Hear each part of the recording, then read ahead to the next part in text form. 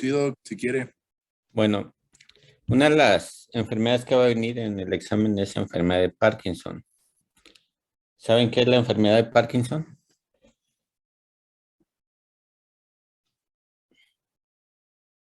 ¿Alguno?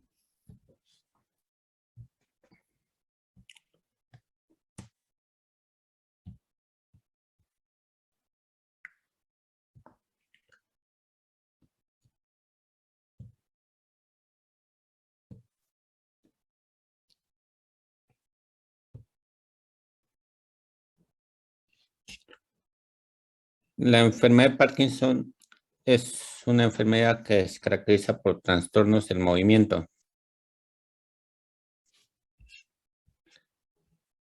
¿Saben cuáles son los componentes principales de la enfermedad de Parkinson?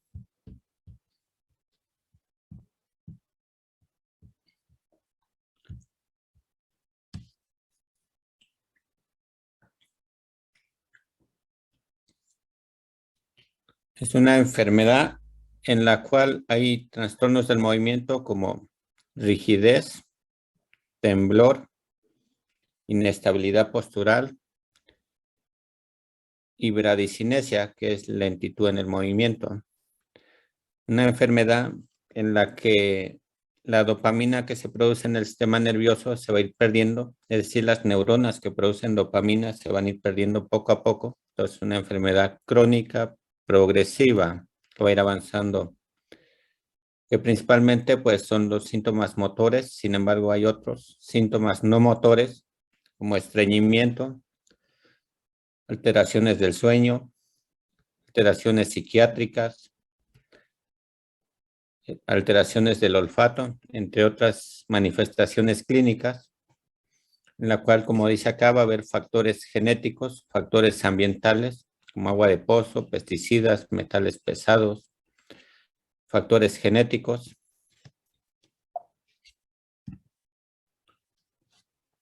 algunas drogas que están relacionadas, algunos, en este caso, el tabaquismo y la cafeína son como factores protectores.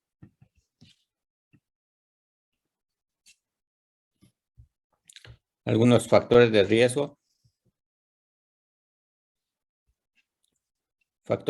no genéticos, en el cual los vamos a dividir en factores ambientales, factores genéticos y algunos que, como ven, pueden aumentar el riesgo y otros disminuir el riesgo de tabaquismo o de Parkinson, como el tabaquismo, de beber café, AINES, betabloqueadores, consumos de alcohol. Estos pareciera que son benéficos hablando de Parkinson. Algunas mutaciones que pueden ser benéficas y algunas que aumentan el riesgo de tener Parkinson con un OR mayor de 1 y los ambientales que aumentan el riesgo de tener Parkinson.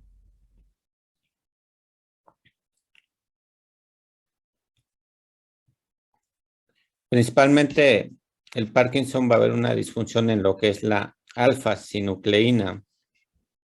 Esa, por si las pregunten, pues es una alteración en la alfa-sinucleína principalmente, en la que al final va a dar como resultado muerte celular.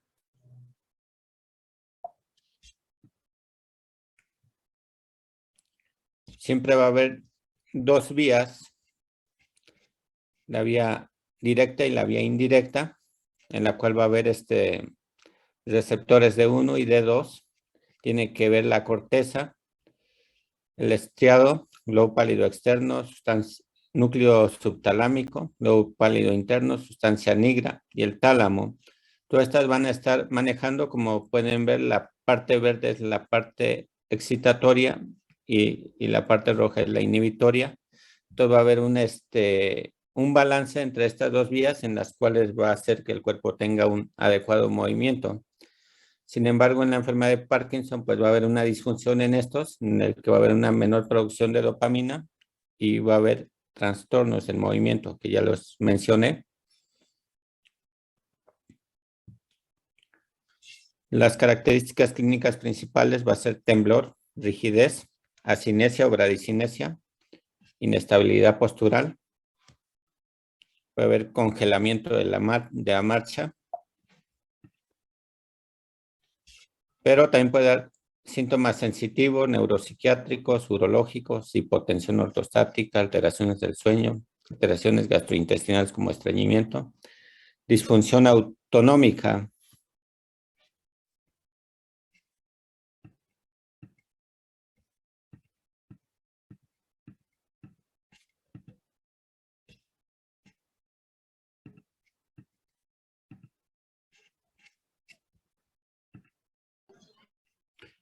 Entonces, como pueden ver, no solo trastornos del movimiento, sino puede haber alteraciones del sueño, como sueño REM, sueños vívidos, insomnio, somnolencia diurna, síntomas autonómicos, como urgencia urinaria, nicturia, aumento en la frecuencia urinaria, ortostatismo, alteraciones, disfunción sexual, disfunción eréctil,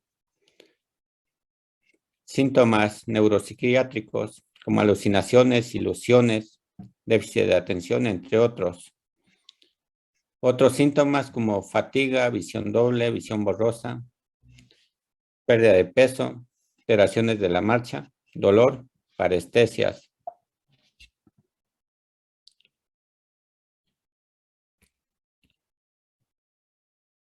El Parkinson se puede dividir así, una forma juvenil, Parkinson de inicio temprano, Parkinson de inicio tardío. Va a tener diferentes estadios, según la teoría de Braak. Esta nos habla de los estadios de Parkinson, en la que va a haber una fase presintomática y una fase sintomática. Y cada vez va a ir ascendiendo. Por decirlo así, inicia en el tallo cerebral con nervios craneales bajos. Posteriormente va a ir subiendo hasta tener implicado todo lo que es la corteza cerebral.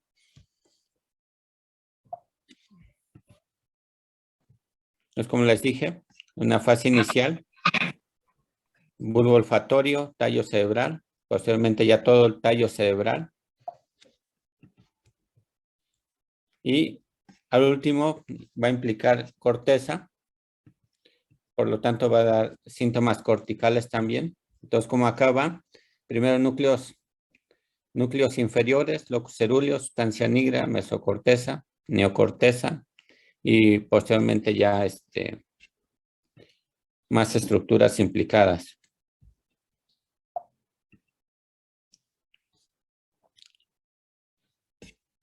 En teoría va a haber una fase presintomática antes de la enfermedad y como tal, el día cero donde ya inician los síntomas parkinsónicos o los síntomas motores, pero primero va a haber alteraciones del olfato principalmente.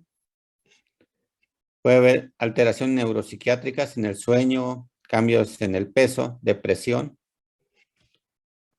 Y aquí es donde inician. Regularmente los síntomas de Parkinson inician unilaterales, temblor, rigidez, bradicinesia, inestabilidad, la cual va a ir progresando y ya en fases ya más avanzadas va a haber problemas cognitivos y el paciente va a estar probablemente ya en silla de ruedas, en cama, con demencia.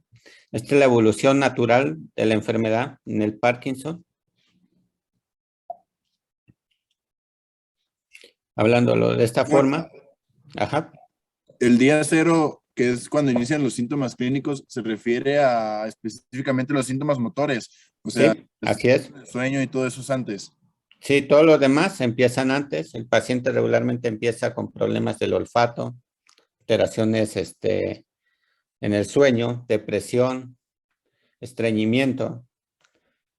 Tiene uno que preguntar si no tiene sueños muy reales el paciente. Es frecuente eso.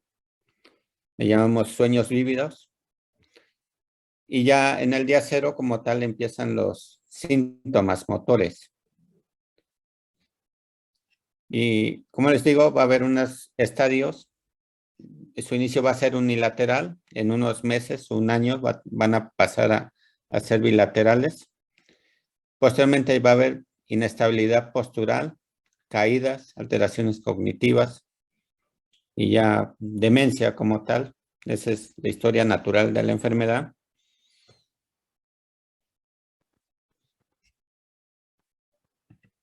Oiga, Doc, Ajá.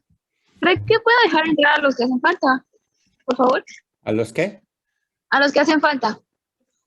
¿Dónde están? Am, ahí hay como una opción en la sala de espera. Dice... Ajá.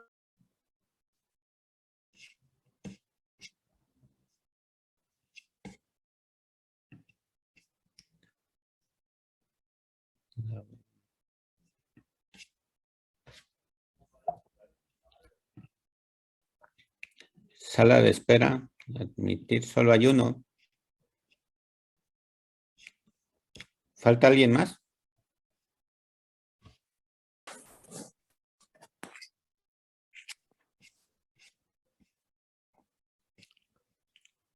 Ya son todos, ¿no? Sí, Doc. Bueno.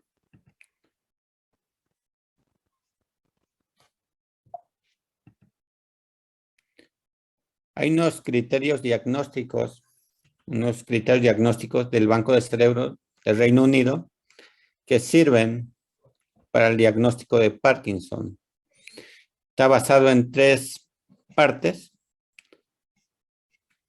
Los principales, bradicinesia, como les mencioné, que es lentitud en el movimiento, el temblor, la rigidez. El temblor dice de 4 a 6 Hz es la velocidad de movimiento, un temblor lento, y la inestabilidad postural que no sea explicada por otra causa, como visual, un problema vestibular, un problema cerebeloso o un problema propioceptivo, que también pueden dar inestabilidad postural.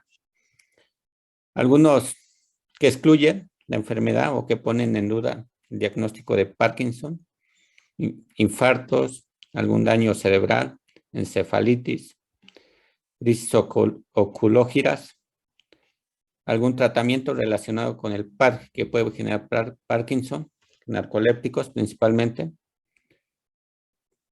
que sea un lado del afectado, que tenga remisión, es decir, que no progrese en 3 años de un lado, parálisis supranuclear de la mirada, signos cerebelosos, síntomas autonómicos tempranos o que tenga demencia temprana, signo de Babinski, alguna lesión cerebral que explique los síntomas y que no responda a levodopa o exposición a esta droga que anteriormente se usaba, era un medicamento, actualmente ya no se usa. Esos son los que ponen en duda el diagnóstico y esos son los que ponen o soportan el diagnóstico. Que su inicio sea unilateral, que el temblor sea en reposo, que sea progresivo, que haya asimetría, es decir, que el lado que inició, que sea el más afectado, que tenga una excelente respuesta al levodopa, que la levodopa induzca corea, le llamamos disinesia, son movimientos coreicos inducidos por levodopa, que tenga buena respuesta al levodopa cuando menos 5 años o más, y que el curso, pues, del paciente lleve más o menos 10 años. Eso es la parte más importante de la enfermedad de Parkinson. Estos criterios diagnósticos son como una Biblia para diagnosticar Parkinson. Es la parte más importante de la enfermedad de Parkinson, ya que el diagnóstico de enfermedad de Parkinson se hace por clínica, no requiere ningún estudio.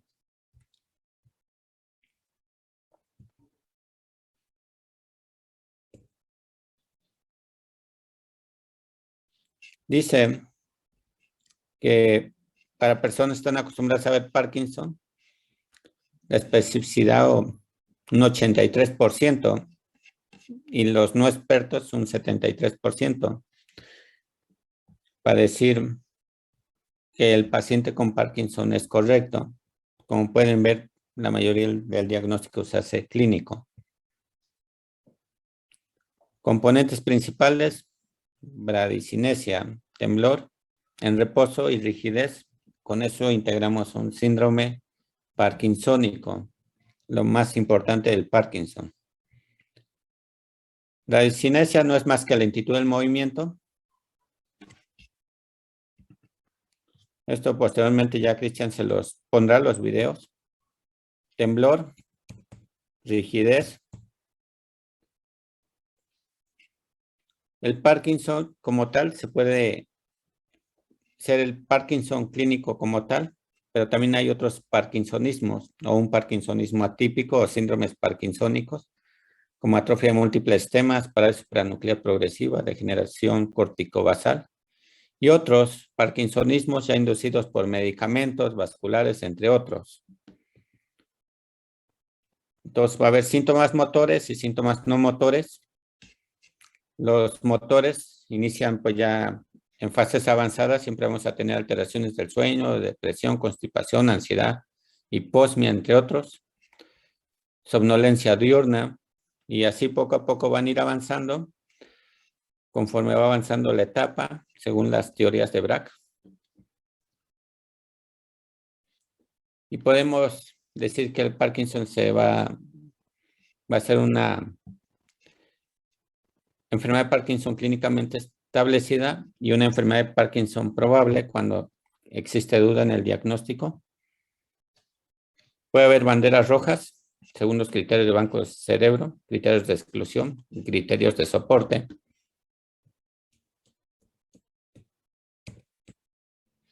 Como les dije, signos cerebelosos excluye, parálisis supranuclear excluye, datos de demencia frontotemporal o afasia en los primeros 5 años excluye, ser unilateral también por más de 3 años, neurolépticos también es una causa de parkinsonismo, alteraciones sensitivas, que no haya respuesta al levodopa y que si se hace un PET o un SPET específico para la vía dopaminérgica y sale normal, pues también excluye. Entonces, un estudio que nos puede servir es la vía dopaminérgica.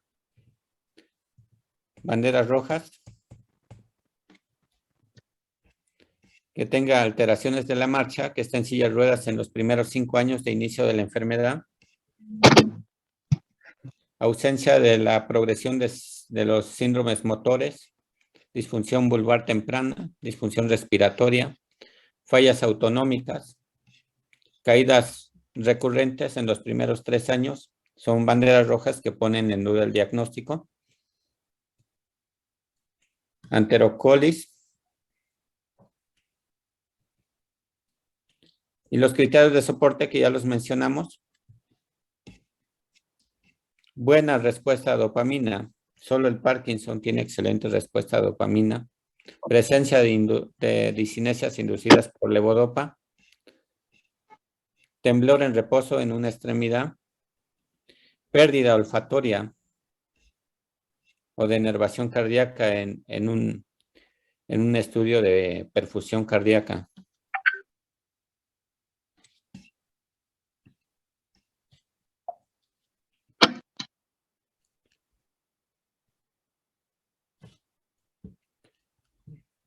Entonces, eso es lo principal del Parkinson. La área afectada es la sustancia negra, está en mesencéfalo. Pueden hacer estudios de SPECT para Parkinson o un PET. En cuanto al tratamiento, el tratamiento va a haber muchos. Principalmente va a estar la levodopa carbidopa, pero también van a estar los de la COM, entacapone, talcapone. Y la levodopa siempre va a ir con carbidopa o enseracida, que va a ayudar o va a mejorar su absorción. También va a haber anticolinérgicos, amantarina. Entre otros, los agonistas dopaminérgicos, sin duda, como el pramipexol o la rotigotina. Y los IMAV como selegilina, rasagilina, son algunos de los medicamentos que van dirigidos a levodopa. Entonces, levodopa es un nivel de evidencia A. Los agonistas dopaminérgicos también tienen evidencia A. Los IMAO-B, selegilina, rasagilina, y algunos otros con menor evidencia o que se usan poco.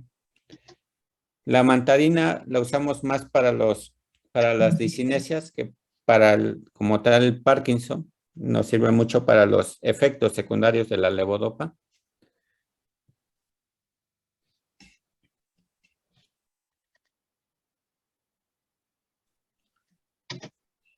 Entonces, primera opción de tratamiento, levodopa, agonistas dopaminérgicos y los inhibidores de la IMAO-B. Esos son los principales que debemos de usar en etapas iniciales de Parkinson.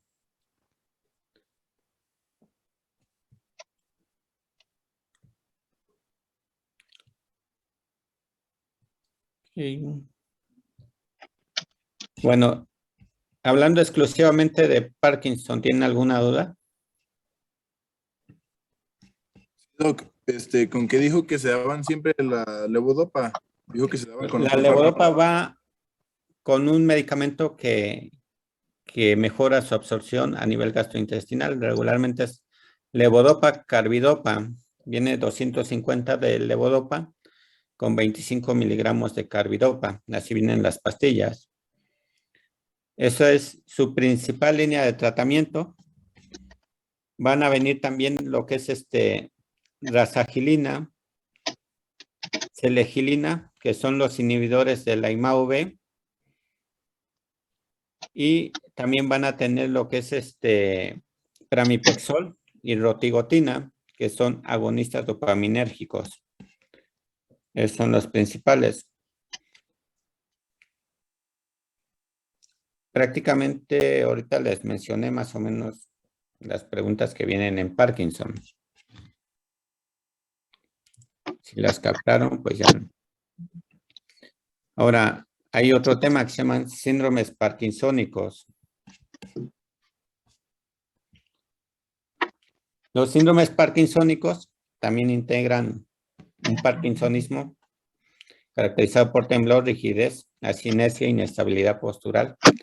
Cuando ven un paciente así, lo que integran es un síndrome parkinsónico. Luego tienen que aplicar la segunda etapa de los criterios diagnósticos de banco de cerebro. Son los que ponen en duda el diagnóstico. Y luego el tercer paso es ver los que soportan el diagnóstico, ¿no? Entonces, parkinsonismos.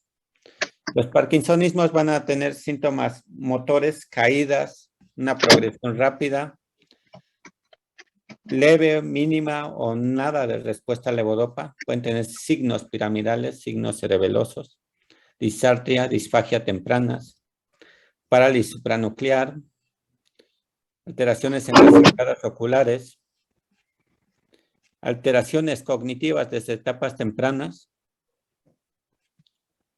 sensitivas, autonómicas en etapas tempranas, son características que deben de buscar de forma dirigida en síndromes parkinsónicos. ¿Cuáles tenemos? Principalmente parálisis supranuclear progresiva, degeneración corticobasal, atrofia de múltiples sistemas. Algunas son taupatías, muy importante, y algunas son alfa-sinucleopatías. Muy importante que sepan cuáles son taupatías y cuáles son alfa-sinucleopatías. Entonces, en los desórdenes de Parkinson va a haber algunos secundarios por cualquier causa específica. Va a haber un Parkinson, uno que va a ser esporádico y alguno que va a ser familiar. Alguno que va a ser familiar y que puede estar relacionado con demencia frontotemporal. Y los esporádicos, los síndromes parkinsónicos, dentro de los atípicos, parálisis supranuclear progresiva, degeneración corticobasal, atrofia de múltiples sistemas y demencia por cuerpos de Lewin. Entonces, como les dije, unas van a ser alfas, sinucleopatías, Las otras van a ser taupatías. Eso es muy importante que sepan distinguir entre unas y otras.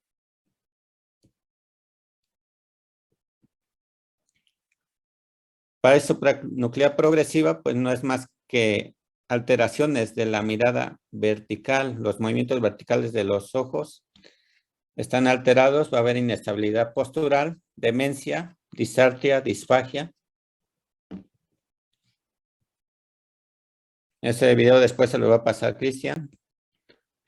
Algunas van a ser plaques en astrocitos y otros en penacho, eso es importante.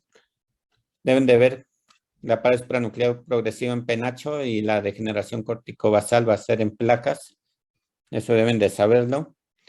En el diagnóstico, pues va a ser clínico, más los estudios de imagen, el signo característico es el signo del colibrí, en el cual se ve aquí a nivel del tallo, como lo pueden ver, la similitud, o el síndrome del Mickey Mouse en el mesencéfalo, es por una disminución, una atrofia en el mesencéfalo. Es el signo clínico a buscar en imagen o de imagen. Aquí lo pueden observar. El tratamiento levodopa, pueden dar toxina, algunos antidepresivos, coenzima Q10, terapias. La verdad es que esta enfermedad va a progresar a pesar del tratamiento, más rápido que Parkinson. La degeneración corticobasal es un parkinsonismo progresivo, asimétrico, no responde al levodopa. Puede haber distonías, mioclonos, que son otros trastornos del movimiento. Apraxia del miembro alienígena, es decir, va a tener síndrome de la mano alienígena, de una extremidad que no reconozca. Va a haber pérdida de la sensibilidad cortical. Va a ser una taupatía. Va a tener mucha rigidez, bradicinesia, de predominio unilateral, generalmente en una extremidad. Distonías, mioclonos, que son sensibles a estímulos. Y van a tener una extremidad inútil o inexistente, que es el síndrome de mano alienígena. Va a haber alteración en los movimientos sacádicos en los ojos, sacadas lentas regularmente. Va a haber apraxia, principalmente. Es la pérdida de la sensibilidad cortical, como agrafiestesia, esterognosia, discriminación en 2 puntos. Demencia de tipo subcortical, alteraciones de funciones psiquiátricas, ejecutivas, disfunción parietal, entre otras. Entonces va a haber apraxia, afasia, pérdida sensitiva cortical, deterioro cognitivo y alteración del comportamiento. Estas también después que se las pase. Y en esta, pues la característica son placas astrocíticas. En la resonancia, una tomografía, en la imagen van a ver una atrofia frontoparietal asimétrica, es más, decir, va a estar un hemisferio de mayor volumen comparado con el otro, de predominio frontal y parietal, como pueden ver acá, marcada diferencia entre este hemisferio y este. Es el hallazgo en resonancia magnética. Tratamiento, realmente no hay nada. Levodopa, carbidopa, pero su respuesta es mínima. Pueden usar amantadina, valproato, levetiracetam. Toxina para las distonías. Los pacientes tienen mal pronóstico. La otra es atrofia de múltiples sistemas. Las atrofias de múltiples sistemas. Deben saber que hay una variante parkinsónica y otra con predominio cerebeloso. En México, deben saber, es muy importante, la variante con predominio de síntomas cerebelosos más frecuente en México y en Japón. Y en el mundo, la parkinsónica. ¿Qué características clínicas? Parkinsonismo, fallas autonómicas, signos cerebelosos, fallas autonómicas. Dependiendo de la presentación, o es más parkinsonismo o es más síntomas cerebelosos. Va a haber síntomas motores autonómicos, motores como parkinsonismos, distonías, síndromes piramidales, signos piramidales. Autonómicos, disfunción cardiovascular, genitourinaria, respiratoria, gastrointestinal y sudomotora. Estos pacientes tienen mucho ortostatismo, se caen, tienen urgencia urinaria.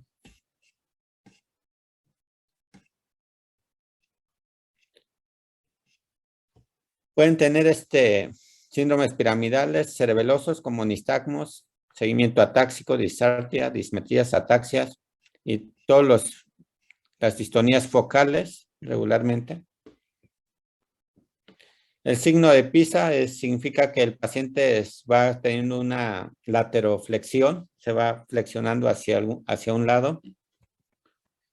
La anterocolis es muy marcada en estos pacientes.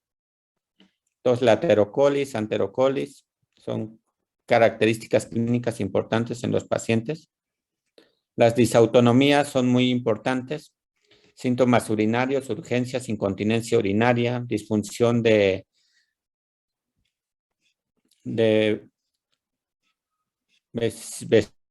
vejiga urinaria, disfunción eréctil, ortostatismo.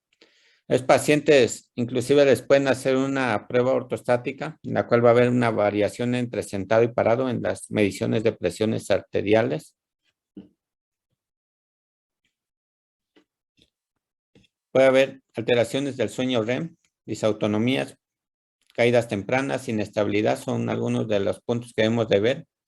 Las distonías, congelamiento de la marcha, entre otros. La característica en la imagen es el signo de la cruz o el signo del pan de muerto. Esa es la característica de la imagen, la tenemos que buscar a nivel del tallo cerebral, como se observa en esta imagen. Es lo que tenemos que buscar en pacientes con sospecha de atrofia de múltiples sistemas.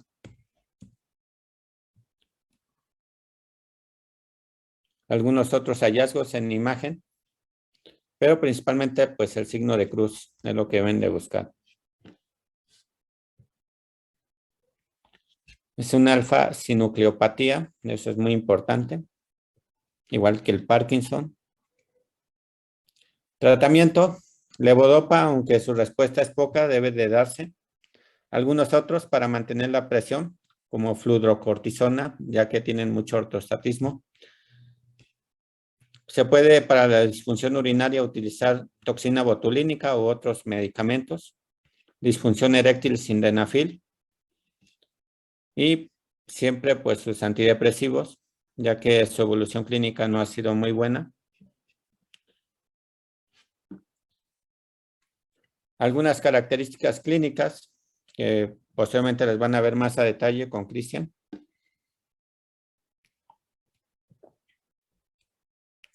Entonces siempre deben de diferenciar los síndromes parkinsónicos del parkinsonismo. Para supranuclear progresiva, recuerden la mirada, caídas hacia atrás principalmente. La degeneración cortical, alteraciones corticales, demencia rápida, síndrome mano alienígena, apraxias. La atrofia de múltiples sistemas, siempre parkinsonismo, signos cerebelosos y disautonomía son como los puntos principales a ver. Entonces, de esto, ¿tiene alguna pregunta de esta?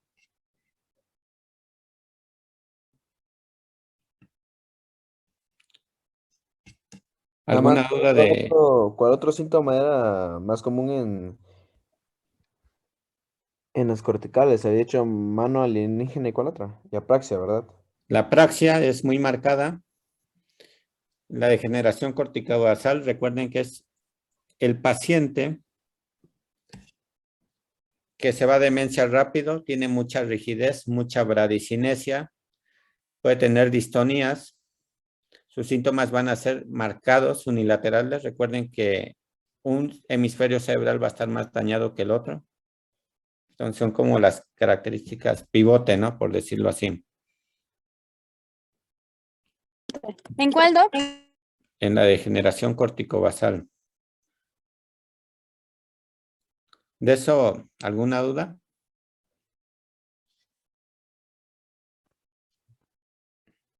En esas se ven los astrocitos en penacho, ¿no? Bueno, eso ya lo dije, ya lo investigan, ¿eh? Porque por ahí les viene, entre otras cosas, ¿no? ¿Alguna otra pregunta? Bueno, vamos a continuar con otras que más vienen en el tema desmielinizantes, ¿no? Parkinson, síndromes parkinsónicos, enfermedades desmielinizantes. Muy bien. ¿Alguien sabe qué es el trastorno del espectro de neuromielitis óptica? ¿Alguno le suena? No, porque ya mañana es su examen, ¿eh?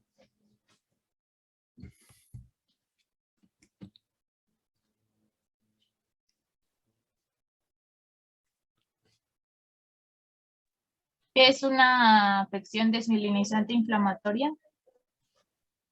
Sí, es una enfermedad desmielinizante. Sí, pues, hay inflamación. Decía que principalmente podría ser por anticuerpos contra la acuaporina 4. Sí, es una enfermedad autoinmune desmielinizante que afecta al sistema nervioso central, que su patología principalmente va ligada a la antiacoporina 4 o anticuerpos anti-NMO. Y puede haber en menor medida otros que se llaman anti-MOC o puede haber algunas veces negativos, ¿no? Hay unos criterios muy viejitos, del 99. Wingerchuk hizo los primeros criterios diagnósticos, en el cual decía que debería haber neuritis óptica o mielitis, una inflamación en la médula, o alguna otra afección de médula o cualquier otra, que la mielitis fuera mayor de 3 cuerpos vertebrales implicados, que hubiera células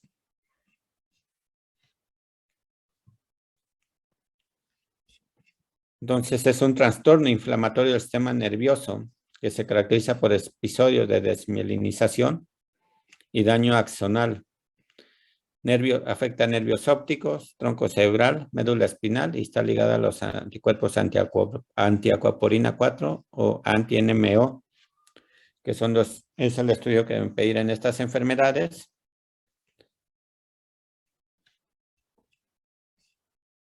Puede tener otras enfermedades coexistentes como miastenia, lupus, Sjögren, entre otras. Puede exacerbarse por infecciones, vacunas, entre otros. Está también ligado a algunos genes. Está mediada por anticuerpos, antiacoporina 4 principalmente, pero los anti-MOC también son muy importantes, que es la glicoproteína de mielina de oligodendrocitos. La proteína del ácido fibrilar glial también es importante, la proteína S100, entre otras. Como puede ver, hay varias que se pueden preguntar. Afecta principalmente al sistema nervioso, cerebro, columna, nervio óptico, todo lo que tenga superficie pial y epéndimo que estén en contacto con líquido cefalorraquídeo, ya que son las antiacoporina 4 las implicadas. Entonces, todas esas áreas del sistema nervioso se van a ver afectadas por esta enfermedad.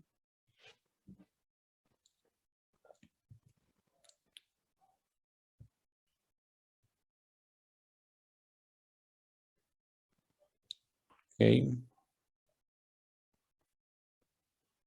Recuerden que va a haber una disrupción de la barrera hematoencefálica por esta inflamación o afección de anticuerpos contra las acuaporina tipo 4.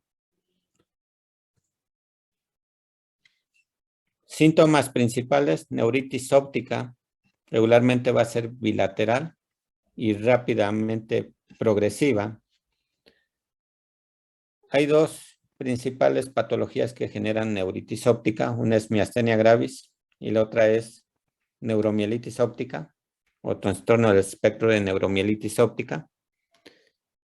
Que la diferencia clínica entre uno y otro es que la neuritis óptica por esclerosis múltiple regularmente va a ser unilateral, menos agresiva, y la neuritis óptica por neuromielitis óptica va a ser bilateral, o si es unilateral, regularmente las secuelas van a ser más graves, poca recuperación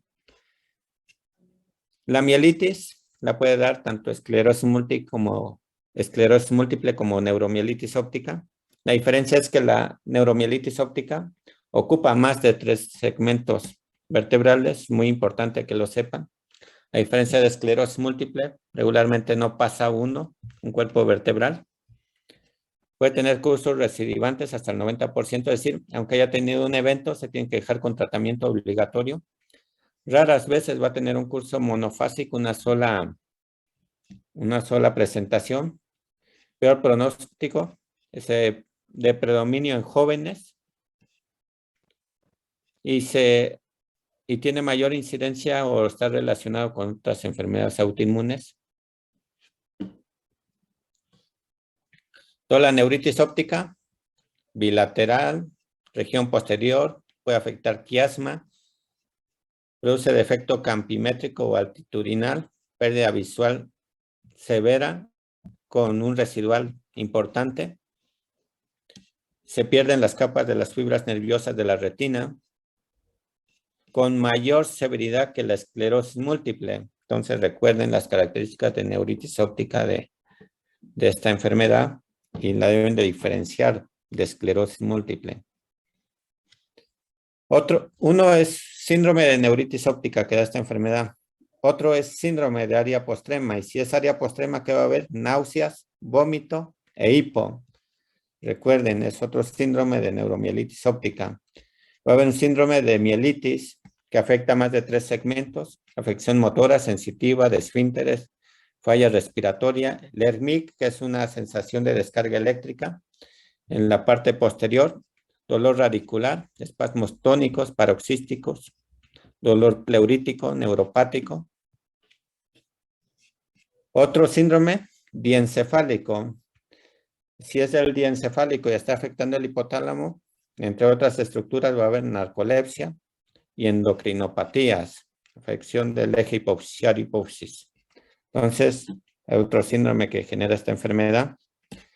Y otros síntomas, dolor neuropático, prurito, espasmos, deterioro cognitivo.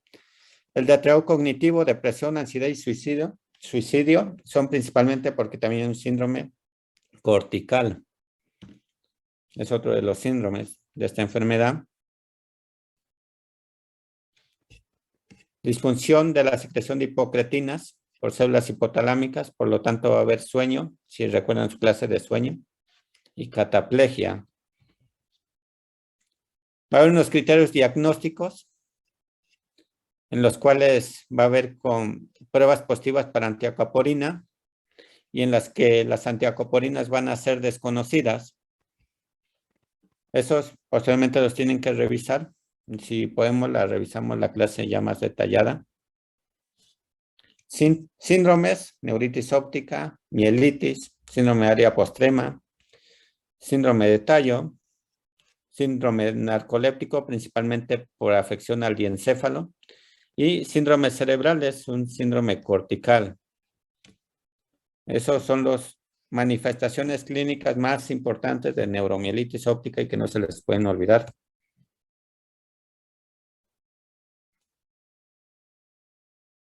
Puede haber hasta un 76% los anti-NMO o antiacoporina 4, es lo mismo. Anti-NMO o antiacoporina 4 es lo mismo, no se confundan. La sensibilidad, 73%. Especificidad, 91%. Es el gol estándar. Puede haber otras, como la proteína ácida fibrilar glial. Los anti-MOC también es otros que pueden encontrar, muy importantes también, que no se les olviden.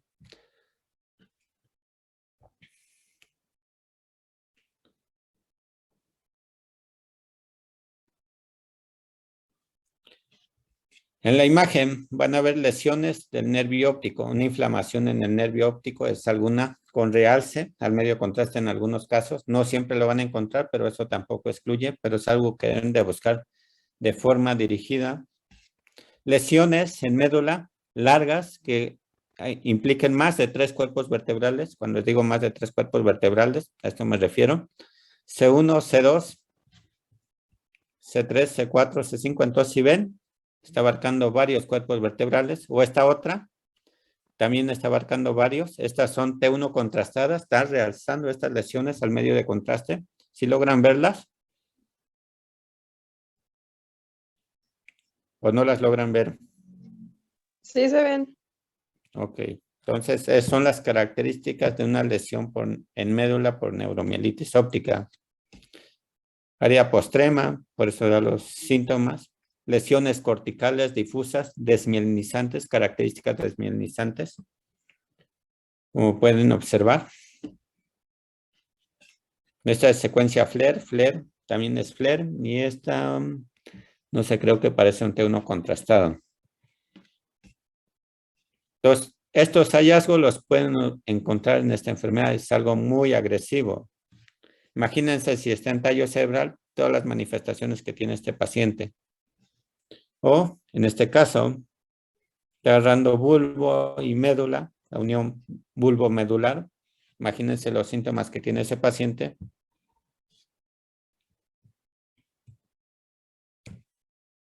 En la patología van a haber áreas de desmielinización, placas desmielinizantes con infiltrado perivascular inflamatorio. Entonces, un proceso inflamatorio desmielinizante del sistema nervioso es lo que van a encontrar en las biopsias. Tratamiento. El tratamiento es muy importante. Primero tienen que hacer el diagnóstico rápido. Tratamiento en la fase aguda, metilprednisolona, 1 gramo por día, de 3 a 5 días hasta 7 máximo. La plasmaféresis sigue siendo el mejor tratamiento de estos. Hasta 5 sesiones, cada 2 días se dan. Es sin duda el mejor tratamiento de la plasmaféresis. También pueden dar inmunoglobulina. Okay. Son los estudios que comparan plasmaféresis contra inmunoglobulina. Algunos otros, mitojantrona, metotrexate, ciclofosfamida, algunas alternativas, tocilizumab y algunos otros, eculizumab, entre otros. Pero principalmente deben de saber la metilprednisolona y plasmaféresis más inmunoglobulina. Esos 3 no se les pueden olvidar.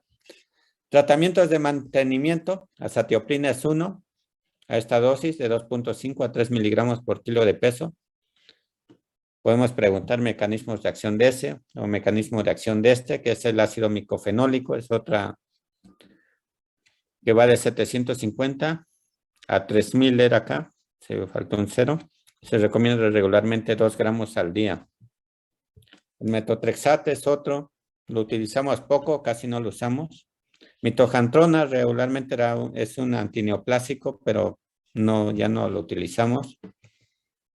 Esteroides orales también pueden ayudar cuando el paciente no tiene recursos económicos.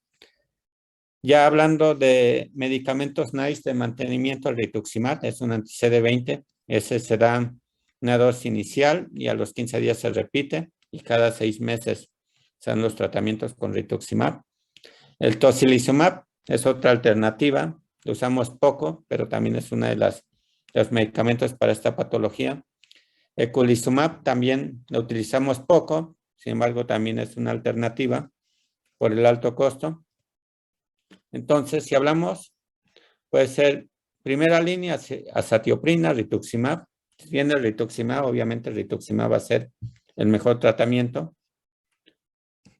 Y segunda línea, micofenolato, mitojantrona, metotrexate, y estos otros en tercera línea, tocilizumab.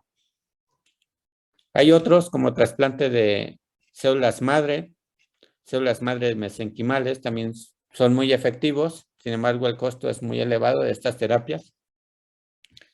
Todos estos no funcionaron, se utilizan para esclerosis múltiple, se probaron en esta patología, no sirvieron.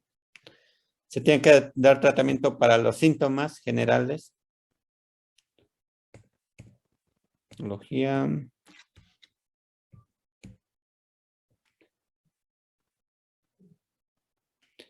Se tiene que diferenciar con ADEM. Ahorita vamos a ver ADEM. Es una encefalomielitis diseminada aguda, el ADEM.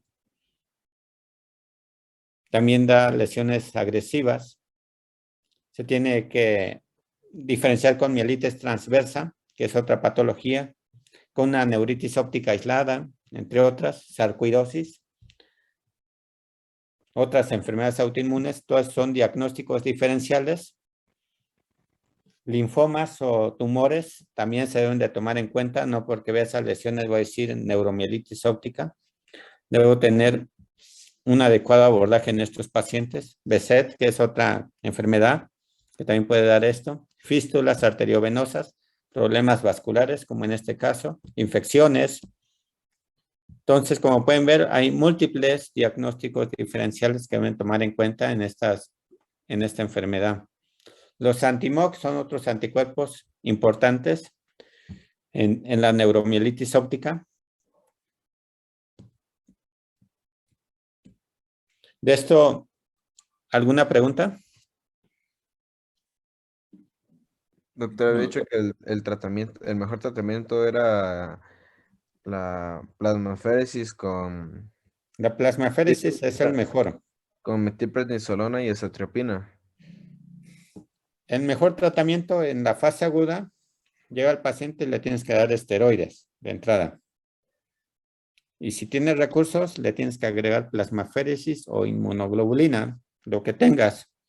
Si tienes inmunoglobulina está mejor, pero si tú comparas inmunoglobulina con plasmaféresis, es mejor la plasmaféresis. Pero el tratamiento inicial es metilprednisolona. Entonces, es muy diferente que diga cuál es el tratamiento inicial o cuál es el mejor tratamiento, ¿no? Gracias, doctor. Y para mantenimiento, actualmente por mucho el mejor es rituximab para el mantenimiento. Pero hay otras alternativas. Entonces depende de lo que diga la pregunta, ¿no? O puede Doctor. venir mecanismo de acción de los medicamentos y no como tal para qué son, ¿no? Ajá. Perdón, ¿cuál dijo que era la manifestación clínica más importante? Una neuritis óptica y la otra mielitis. Pero esta, lo que yo les dije, son los síndromes cerebrales que no se les pueden pasar. Que son estos, ¿no? Neuritis óptica, mielitis, síndrome de área postrema, síndrome de tallo, el síndrome diencefálico y el síndrome cortical. ¿Ok? Sí, doctor, gracias. ¿Algo más?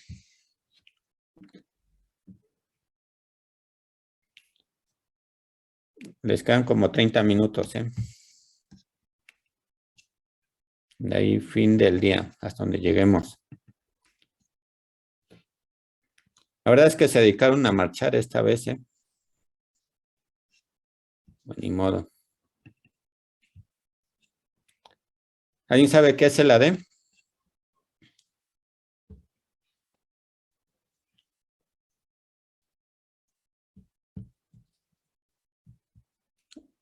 ¿Alguno? Es una encefalomielitis aguda diseminada, un trastorno desmielinizante del sistema nervioso central, que da síntomas neurológicos polifocales de nueva aparición.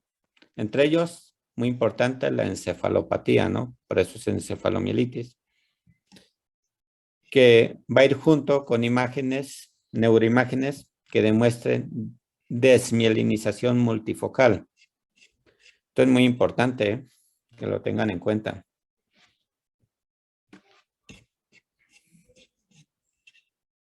Su mortalidad, 30%. Es una enfermedad con una mortalidad alta.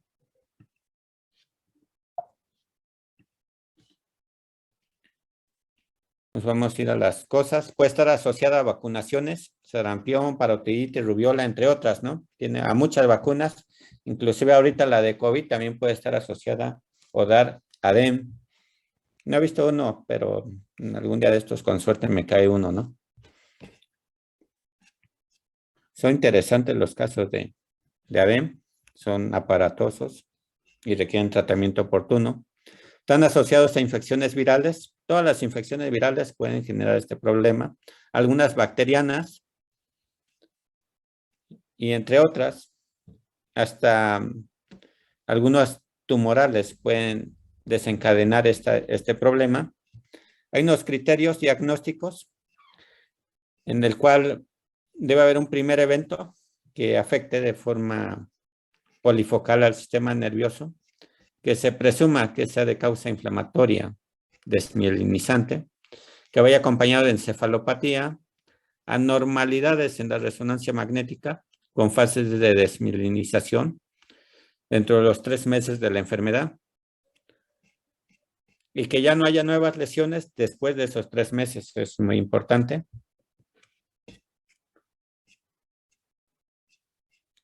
Puede ser monofocal o multifocal, es decir, podemos tener un segundo evento. Este se da cuando después de 3 meses hay indicio de nuevos síntomas. Entonces, el ADEM puede ser monofásico, puede ser recurrente o multifásico. Así podemos tener un ADEM.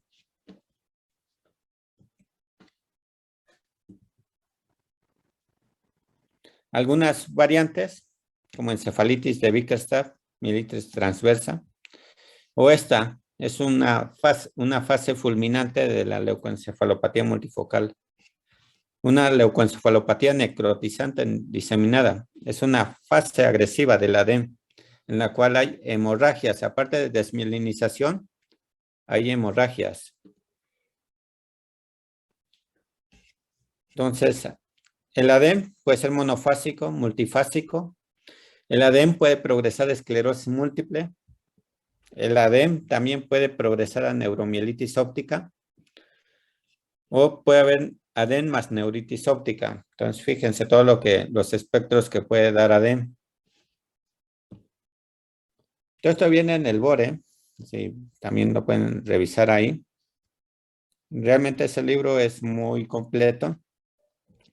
Si lo leen todo, pueden pasar el examen de neurología, para hacer su Consejo Mexicano de Neurología. O sea, es más que suficiente. Regularmente en la fisiopatología va a haber una infección o algo viral que va a desencadenar, va a formar una reacción cruzada con los componentes de la mielina. Es lo que pasa en esta enfermedad. Va a haber antígenos de mielina como proteína básica de la mielina, proteína proteolipídica, proteína de oligodendrocitos de la mielina y entre otros, en el cual va a haber un mimetismo molecular. Los virus van a activar las células T, principalmente la CD4.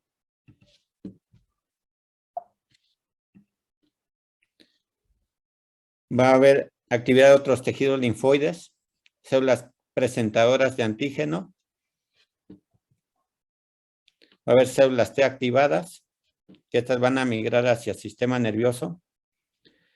Regularmente esta patología va a estar relacionada a las vénulas, va a ser perivascular, perivenular. Principalmente es donde van a encontrar estas áreas de inflamación. Son áreas de desmielinización perivenular.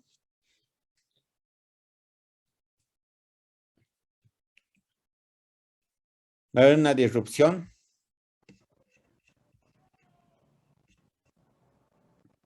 Va a haber una disrupción de la barrera hematoencefálica, como todas las enfermedades desmielinizantes.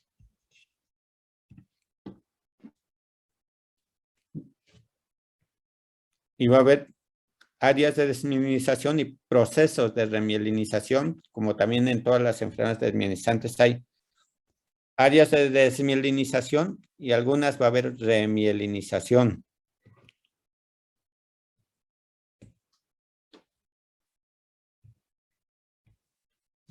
Inicio agudo. Dentro de la clínica del paciente, pues primero la alteración del estado de alerta, es decir, el síndrome encefalítico. Va a haber un síndrome encefalítico que puede ser caracterizado como alteraciones del comportamiento, alteraciones del estado de alerta. Puede haber ataxias si los síntomas son en tallo o en cerebelo. Va a haber síntomas de tallo cerebral, es decir, alteraciones de nervios craneales, sistema sensitivo, motor, Puede haber cefalea, déficits motores y sensitivos. Esto se agarra a vías largas. Puede haber crisis convulsivas porque también hay daño cortical, mielitis, neuritis o disfunción cerebelosa pura. Entonces, como pueden ver, la manifestación va a ser de acuerdo a donde estén las áreas de desmielinización. Si un paciente se va rápidamente a coma, debes de pensar en ADEM. Puede haber fiebre, convulsiones, que no se ven las otras enfermedades desmielinizantes. Puede ser muy agresiva, como acá. Este es un T2 axial. Ven múltiples áreas de desmielinización. Si ven esta, ¿con qué otra patología tienen que diferenciarlo? Si ven estas imágenes.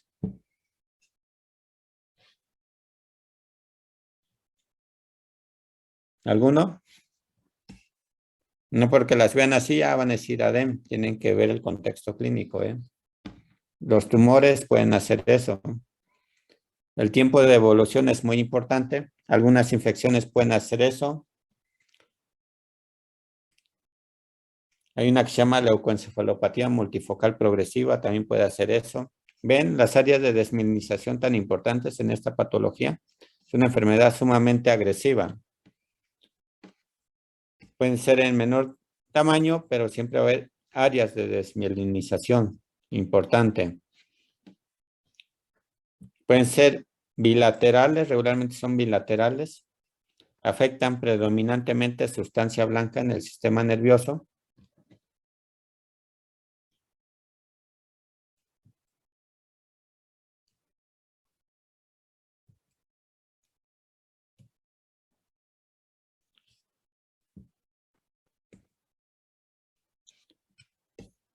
Todas estas son áreas de desmielinización.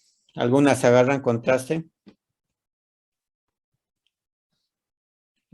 ¿Qué uno hacer aparte de la imagen? Una punción lumbar. La punción lumbar para obtener líquido, en el cual vamos a descartar infecciones. Vamos a ver las características de las células. Puede haber una pleocitosis leve, elevación de proteínas. En ocasiones se pueden elevar las bandas oligoclonales, pero es muy poco el porcentaje y son transitorias, como dice acá. Lo menciono porque las bandas oligoclonales son muy importantes en esclerosis múltiple. También se deben de tomar cultivos, PCRs, paneles de meningitis, encefalitis. Se tienen que mandar al laboratorio para descartar tumores. Lo quería que me dijeran que el principal diagnóstico diferencial es tumores, ¿no?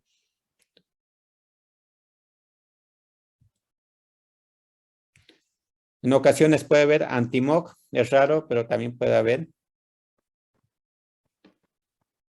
A las áreas de desmielinización son placas de desmielinización, pueden ser crónicas, agudas, con infiltrado inflamatorio, perivenular. Esto es muy importante, que sean perivenulares. Si viniera, ¿no? En las preguntas. ¿Qué nos vamos a ir? Nos vamos a ir al tratamiento.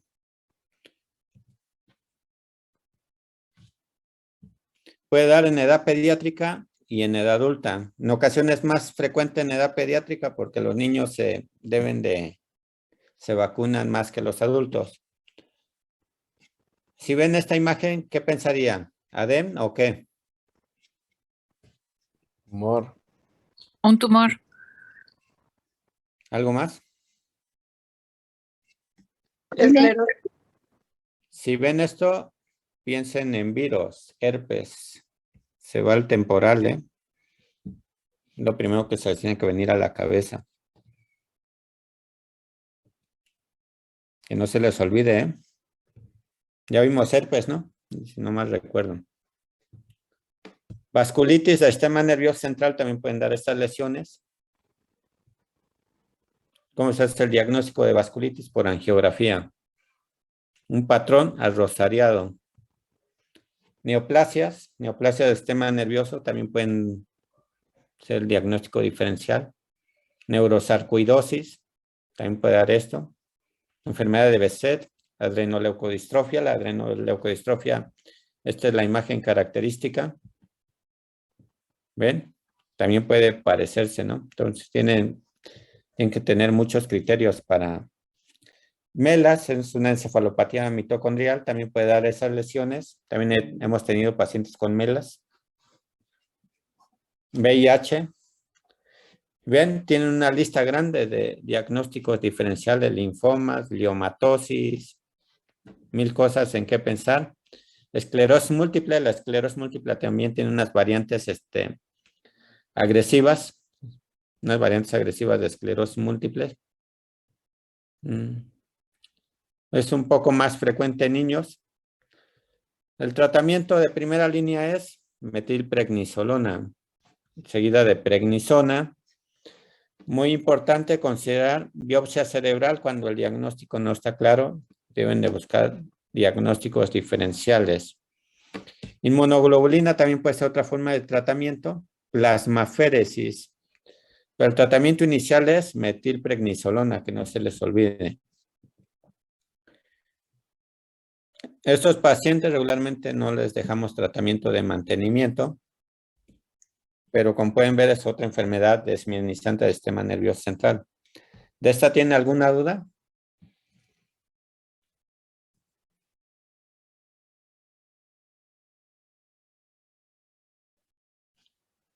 Disculpe, Doc, el tratamiento dijo que es plasmaféresis, como que se me cortó. Metilprednisolona inicial y luego ya pueden darle o plasmaféresis o inmunoglobulina. ¿Ya quedó? ¿Algo más de esa?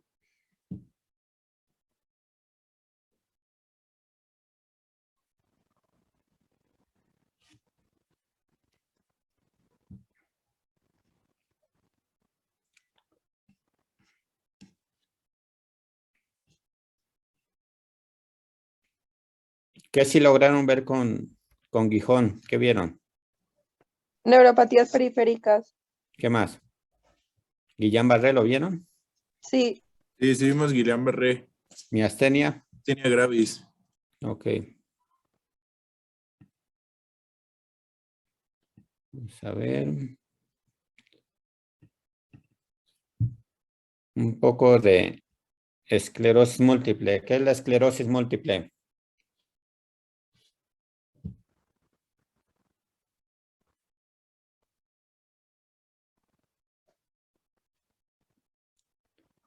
¿Saben qué es la esclerosis múltiple?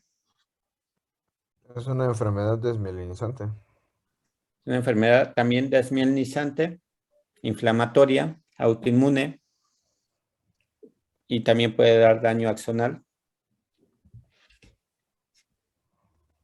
Pero sin embargo, actualmente también se ha encontrado que hay daño cortical,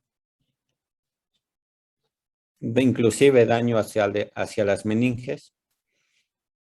Puede dar muchos síntomas como neuritis óptica, debilidad, alteraciones sensitivas, ataxia, nistagmos, disfunción vesical, deterioro cognitivo. Entonces, como pueden ver, hay muchas manifestaciones: debilidad, espasticidad, ataxia, síntomas motores como hiperreflexia, espasticidad, reflejos cutáneos anormales como Babinski.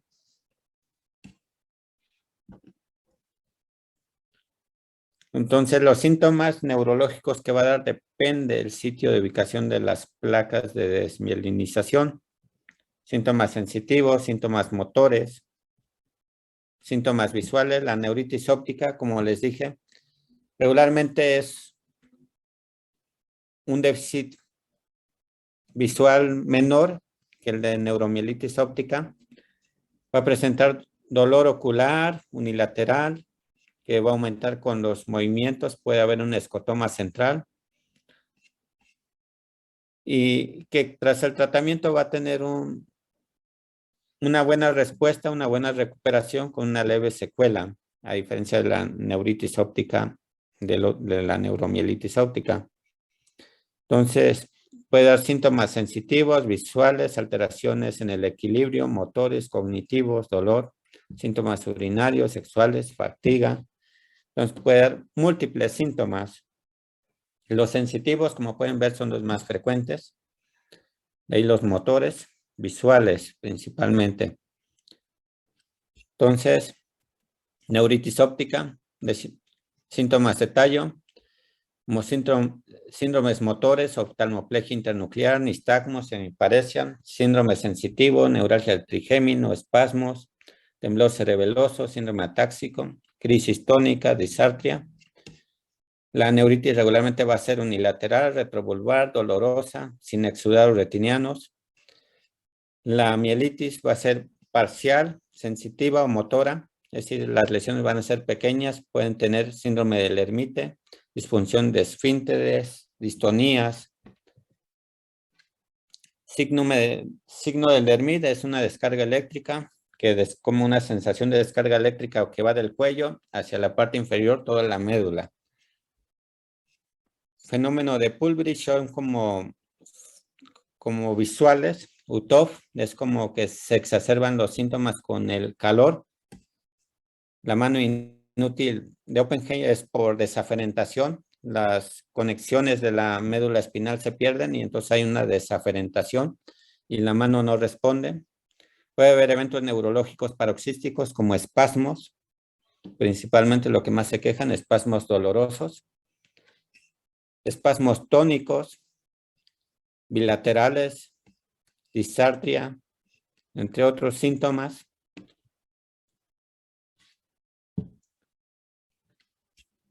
Neuralgia del trigémino, crisis convulsivas ocasionalmente, disartria, espasmo hemifacial, entre otros. Puede haber dolor. Son pacientes que frecuentemente tienen dolores radiculares, neuralgias del trigémino, por espasticidad. Las características de la imagen son áreas de desmielinización, como pueden ver, de forma bilateral, nodulares. En ocasiones, síntomas de epilepsia es poco frecuente, alteraciones del sueño o narcolepsia, síntomas urinarios, urgencia urinaria, pérdida de control de esfínteres, entre otros, ¿no? Función cognitiva se puede ver afectada también. Okay. Algunas escalas, depresión. Su presentación clínica puede ser una remitente recurrente, en la cual hay un brote y recuperación, brote, recuperación. Puede haber una secundaria progresiva, es decir, de la recurrente puede pasar a secundaria progresiva con brotes más graves y menor recuperación. O de pronto que ya no haya brotes, simplemente vaya progresando. También hay una forma primaria progresiva en la cual es lineal, no hay brotes, pero va progresando. Y una remitente progresiva. Esto es en cuanto al tiempo, la evolución clínica de esta enfermedad. Lo más frecuente es la remitente recurrente. Deben de saberlo, puede preguntarse.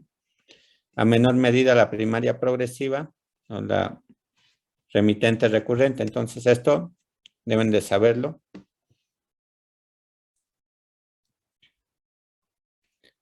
La primaria progresiva, como les dije, o puede ser lineal, o puede ser brote y mínima recuperación. Hay pocos tratamientos para esclerosis múltiple primaria progresiva. De hecho, el único que hay es ocrelizumab.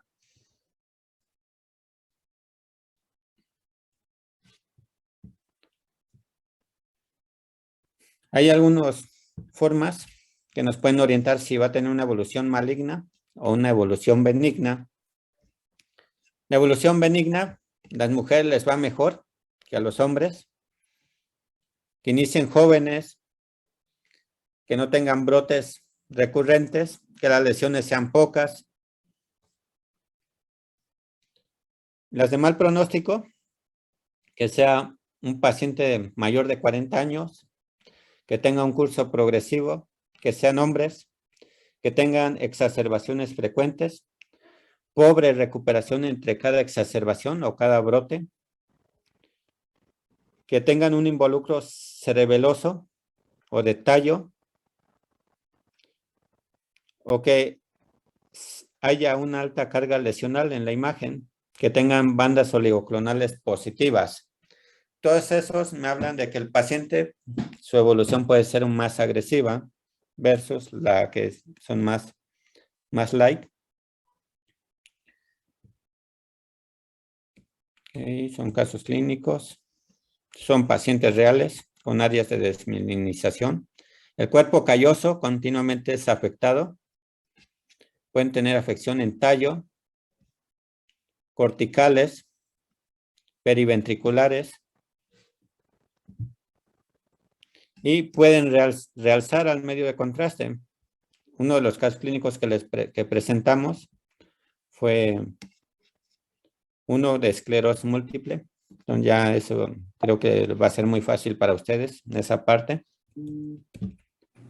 Entonces pueden tener lesiones que realzan al medio de contraste. Pueden ser en anillo completo, en anillo incompleto. Pueden afectar médula, como en este caso. Pero vean las lesiones de médula, compárenlas con las de neuromielitis óptica. Son pequeñas, abarcan uno o menos de un cuerpo vertebral. Entonces esa diferencia la tienen que hacer, es muy importante. Hay unos criterios diagnósticos que deben de saber. Los más importantes que deben de encontrar, entonces es historia. Vamos a irnos a los importantes. Los criterios de McDonald. Los criterios de McDonald son los más importantes para el diagnóstico de esclerosis múltiple. Hay unos del 2010 y actualmente unos del 2017, pero siguen siendo los vigentes, en los cuales debe haber una demostración en espacio. Es decir, pueden ser lesiones periventriculares, justacorticales, infratentoriales o en médula espinal. Son las áreas que tengo que demostrar lesiones desmielinizantes. Por ejemplo, acá, corticales, cuerpo calloso, periventriculares, infratentoriales y en médula. A eso me refiero, en diseminación en espacio. Para cuando anden de internos, les pregunte yo y me contesten bien, ¿no? Entonces, una es diseminación en espacio. Y la otra es diseminación en tiempo.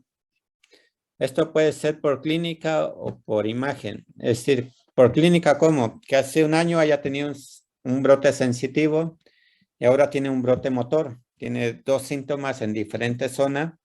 Esa es diseminación en tiempo. Pero por imagen, puedo ver lesiones crónicas y lesiones agudas. Lesiones agudas me refiero a aquellas que realzan contraste. Esas me habla de que son lesiones activas, recientes. Pero también puede haber unas lesiones que no capten contraste. Se llaman hoyos negros. Eso me hablan de que ya tuvo anteriormente esa patología. Entonces debe uno de cumplir la diseminación en tiempo, diseminación en espacio. Y para la primaria progresiva, específicamente para la primaria progresiva, debe tener cuando menos un año de progresión de la enfermedad.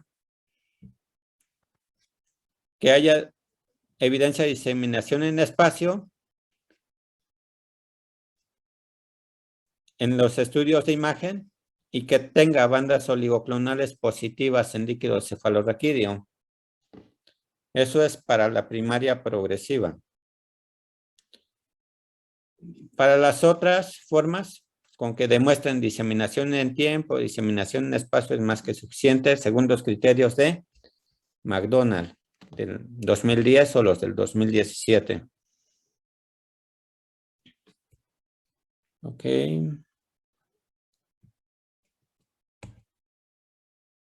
Las bandas oligoclonales en esclerosis múltiple son muy sensibles y muy específicas. Acá está su sensibilidad y especificidad.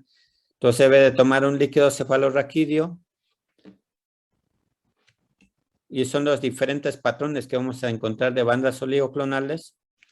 Lo normal que debemos de encontrar es que haya proteínas o bandas oligoclonales en líquido cefalorraquídeo y que no las haya en suero. Ese es el patrón que más apoya el diagnóstico de esclerosis múltiple.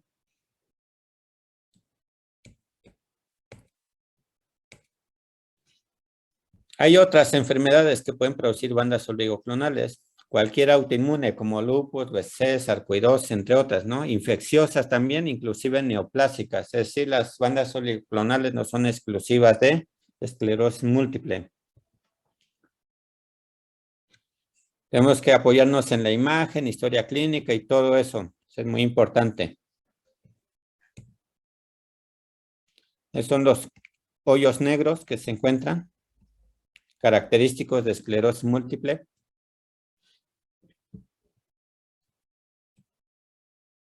Múltiples lesiones desmielinizadas periventriculares, placas de desmielinización es lo que vamos a encontrar en las imágenes. Vamos a tener lesiones en U, en anillo incompleto también, como se muestra aquí en la imagen. Vamos a tener atrofia del cuerpo calloso, marcada atrofia del cuerpo calloso, con áreas, se llaman dedos de Dawson, son como infiltrados a nivel del cuerpo calloso. Siempre que vean esclerosis múltiple, volteen a ver el cuerpo calloso, nunca se les olvide. Los del 2017. Okay.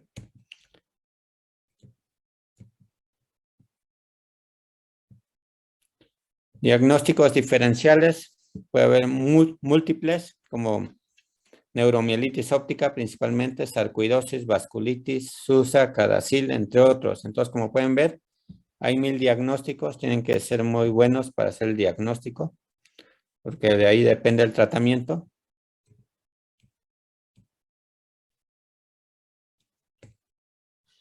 Entonces, si ven, múltiples cosas que deben tomar en cuenta. Lo más importante es la parte clínica y el tratamiento. En cuanto al tratamiento de esta enfermedad, una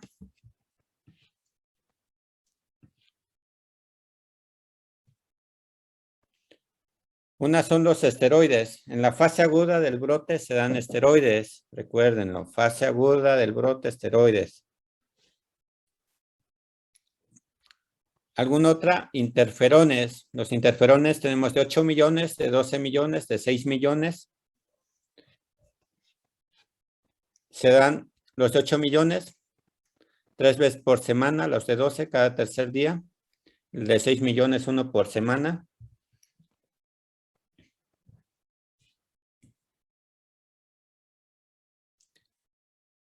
En el brote siempre vamos a dar metilprednisolona de 3 a 7 días.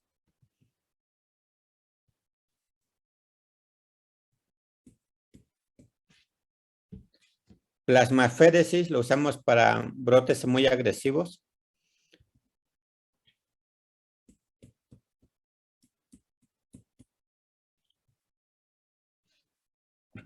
Entonces, de primera línea de tratamientos de mantenimiento, tratamientos modificadores de la enfermedad en esclerosis múltiple, uno de esos es interferón, el otro es acetato de glatiramel. Como les dije, el interferón viene de 8 millones, de 12 millones, de 6 millones, y el acetato de glatiramel viene de 20 miligramos.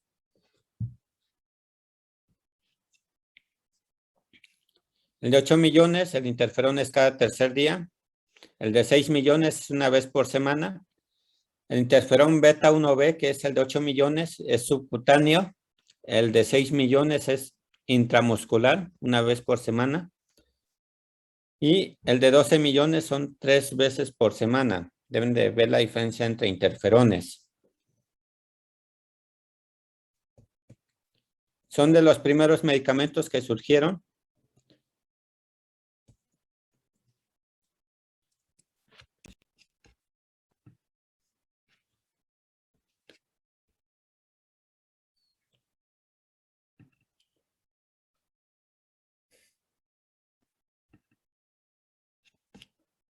Hay otros medicamentos en el tratamiento de esclerosis múltiple como fingolimod, natalizumab y alemtuzumab.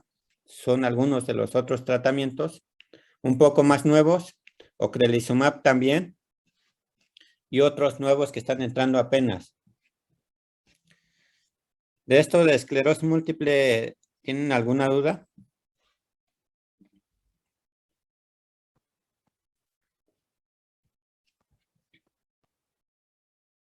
Doctor, ese tema, ¿dónde nos lo recomendaría leer para el examen? Igual en el board, ahí leando. Todo leanlo ahí. Es el más rápido que van a leer.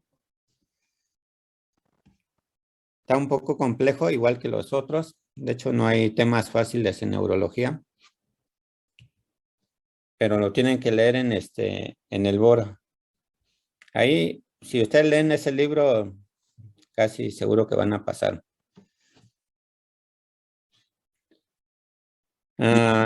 Doc, el Mayo Clinic. Es ese. Ah. Les mandé la foto. Ah, no sabía que era el mismo. Sí, es ese. De la Mayo Clinic. Ese libro sirve para que se certifiquen como neurólogos. Es justo lo que ocupan. ¿Qué más viene? Vienen algunas cosas de demencia, ¿eh? Por ejemplo, ¿cuál es la demencia más frecuente en el mundo? Alzheimer. ¿Y la segunda más frecuente? Cuerpos de Lewy. No, pero por ahí van, ¿no?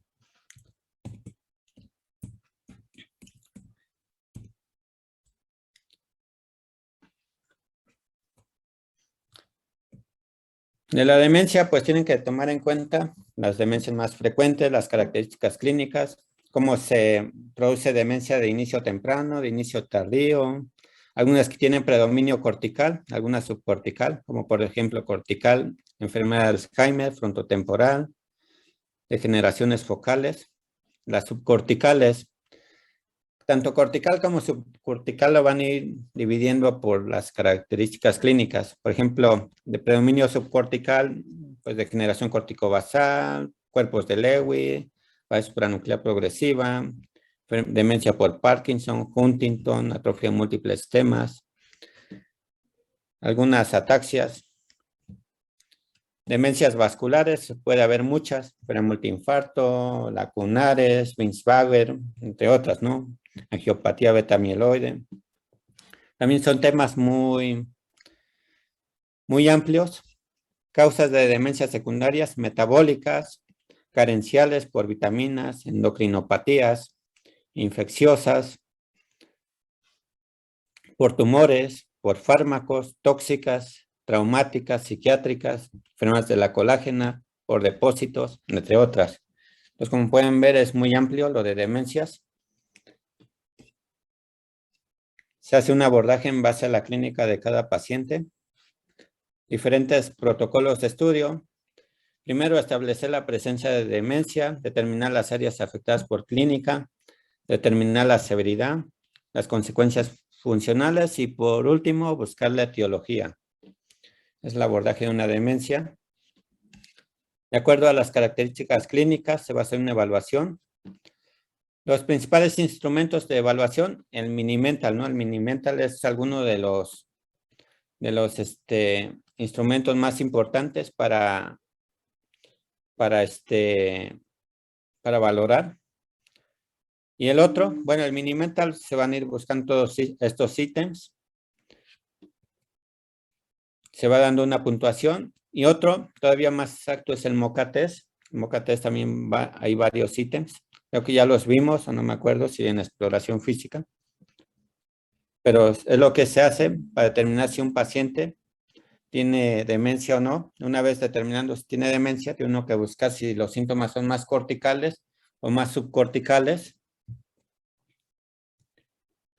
La prueba del reloj es otra, algunos otros test, hay varios, índice de Bartel. Tiene uno que buscar las múltiples causas, entonces tiene uno que hacer una batería de exámenes, entre ellos biometría hemática, BCG, análisis de orina, electrolitos, creatinina, función hepática, ácido fólico, perfil tiroideo, tomografía, resonancia, todo eso lo tenemos que tomar en cuenta en el abordaje. Tenemos que ver, ya sea por imagen, si se trata de un Alzheimer, de una demencia frontotemporal o el paciente, pues por imagen está normal. Tiene que buscar causas vasculares, infecciosas, tóxico-metabólicas, autoinmunes, metástasis, iatrogénicas, neurodegenerativas, como enfermedad por priones. Deben de saber que la enfermedad de priones, la demencia rápidamente, de una demencia rápidamente progresiva, la más frecuente es priones. Puede haber otras, como hidrocefalia, entre otras. Enfermedad de Alzheimer de inicio tardío es aquella que empieza después de los 65 años. Puede haber muchas alteraciones en la memoria episódica, visoespacial, lenguaje, función ejecutiva, áreas cognitivas, con manifestaciones neuropsiquiátricas, motoras, alteraciones del sueño, síntomas autonómicos. Regularmente la afección va a ser principalmente en el hipocampo. En el hipocampo va a haber una atrofia marcada. Va a haber una atrofia frontal y en menor medida parietal. Tiene que diferenciarla de causas vasculares, pero también puede haber casos que tengan Alzheimer y tengan causa vascular, o sea, no porque tengan una no tengan la otra. Pueden tener, por ejemplo, acá me están marcando la atrofia del caudado, la disminución cortical. En el hipocampo me están mostrando aquí, pues, inclusiones citoplasmáticas de proteína tau, inclusiones beta mieloides, que es una parte muy importante de la patología de Alzheimer, marañas miofibrilares. Entonces, ¿qué vamos a encontrar en marañas miofibrilares? Depósitos de beta mieloide y depósitos de proteína tau en la imagen o en la histopatología. ¿Ok? ¿Qué estudios tenemos? Pedir el beta mieloide. Podemos pedir un PET con beta mieloide. Podemos pedir la proteína tau fosforilada. Podemos pedir un PET con proteína tau. Debemos de ver los cambios degenerativos en resonancia magnética en el PET-FDG y en líquido cefalorraquídeo busca de proteína tau. Todo eso se debe de pedir. En cuanto al tratamiento, esto sí es importante. Los inhibidores de la acetilcolinesterasa como donepezilo, galantamina, ribastigmina o antagonistas de glutamato como memantina son muy importantes y son las principales bases de tratamiento en las demencias, tanto vasculares, Alzheimer y cualquier otro tipo de demencias. Eso deben de tenerlo muy presente. La enfermedad de demencia de inicio temprano, o de Alzheimer de inicio temprano es antes de los 65 años. También se deben de buscar. Aquí está el corte de edad para decir inicio temprano, inicio tardío. Lo normal es antes de los 65 años, el inicio temprano, es muy importante. Tiene que buscar muchas mutaciones, buscar fenotipos, como pueden ver acá. Es un abordaje complejo de las demencias. No solo es decir tiene demencia y eso. De nuevo cognitivo. En lo vascular podemos encontrar diferentes patrones, microinfartos, enfermedad de pequeño vaso. Podemos encontrar múltiples infartos localizados en sustancia blanca, áreas de hemorragia, como en este caso. Depósitos beta mieloides, como en este caso, en esta resonancia es un eco de gradiente. Y diferentes ubicaciones que nos van a dar clínicas diferentes hablando de la patología vascular. Infartos lacunares también, o de diferentes territorios vasculares. La enfermedad por cuerpos de Lewy es un parkinsonismo también, pero con demencia. ¿Qué se requiere tener? Demencia, ¿no? Principalmente con síntomas de atención, función ejecutiva, pérdida de la habilidad visoespacial. Estos pacientes tienen muchas alucinaciones, tienen caídas, parkinsonismo. Se pueden pedir estudios de imagen para hacer el diagnóstico, estudios de nucleares como SPECT o PET también.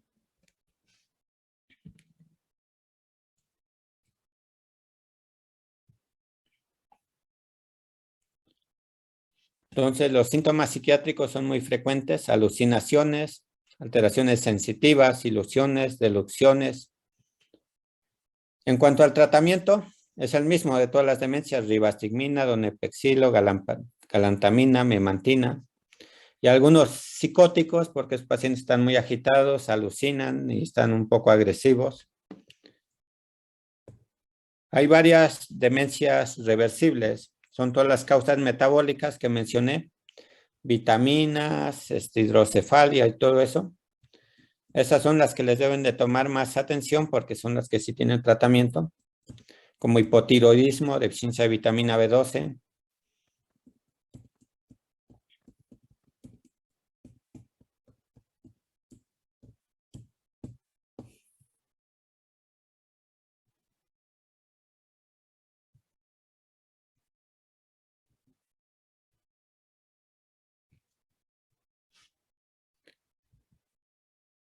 Aquí están.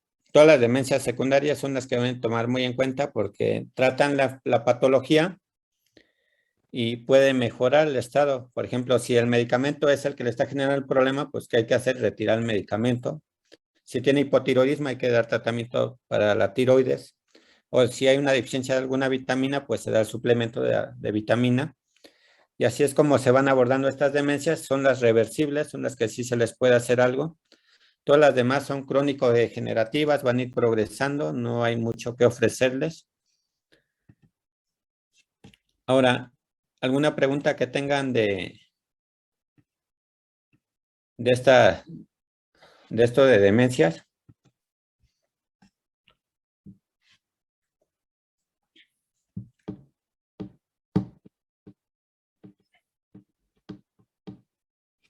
¿Alguna duda, pregunta?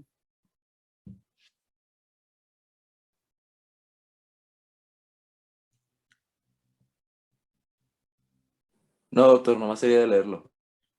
Pues sí, es algo amplio. ¿A qué hora es su examen mañana? No nos han dicho aún, doctor. Tenemos en la tarde. ¿En la tarde va a ser? No, no nos han dicho. ¿No les han dicho?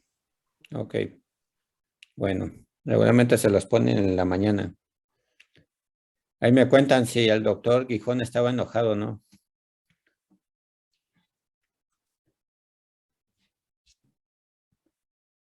Viene también miastenia, pero creo que ese ya lo vieron con el doctor Gijón, ¿verdad? Sí, ya lo vimos el viernes. Miopatías, Guillain-Barré, neuropatías también los vieron, ¿verdad? Sí, O sea, entonces lean y ya mañana me cuentan por la tarde cómo les fue. gracias, Doc. Bueno, tengan buena tarde. Mil gracias, doctor. Igualmente, Gracias, muchas doctor. gracias. Hasta luego. Gracias, doc. Hasta luego. Muchas gracias, doctor. Hasta luego.